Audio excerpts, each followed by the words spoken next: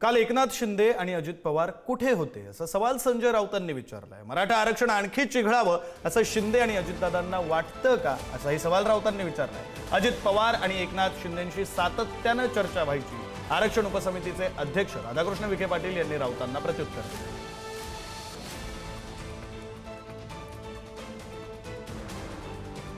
मला आश्चर्य वाटतंय की कालच्या या प्रसंगात दोन्ही मुख्यमंत्री उपमुख्यमंत्री कुठे होते। जे जरांगे पाटील ज्या समाजासाठी लढत होते त्या समाजाचेच ते नेते आहेत ना, उपमुख्यमंत्री आहेत।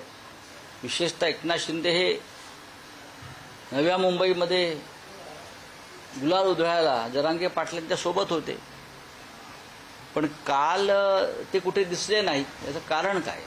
ते त्या आनंद सोहळ्यामध्ये का सहभागी झाले नाहीत?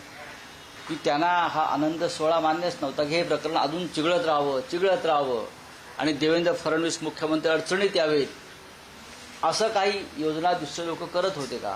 हे काल प्रकर्षानं जाणवलं। काल जो निर्णय झाला, मी माझ्या भाषणात स्टेजवर सांगितलं की ह्या सगळ्या निर्णय प्रक्रियेमध्ये हा निर्णय घडवून आणण्यामध्ये माननीय देवेंद्रजी फडणवीस यांना श्रेय दिलं पाहिजे। ते आपण काल जाहीरपणे बोललोय।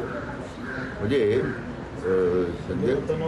संजयराव हा सुचतं छान, पण नेहमीच त्यांना सगळं उशिरा सुचतं, म्हणून त्यांची या पक्षाच्या अधोगती अशी होत चालली। सातत्यानं अजितदादांची शिंदे साहेबांची चर्चा व्हायची, आम्ही काय करतोय, कशी प्रक्रिया राबवतोय, त्यात काही ते मला सूचना करायची। त्यामुळे मला वाटतं अतिशय समन्वयानं आणि सगळ्यांना विश्वासात घेऊन हा निर्णय झाला।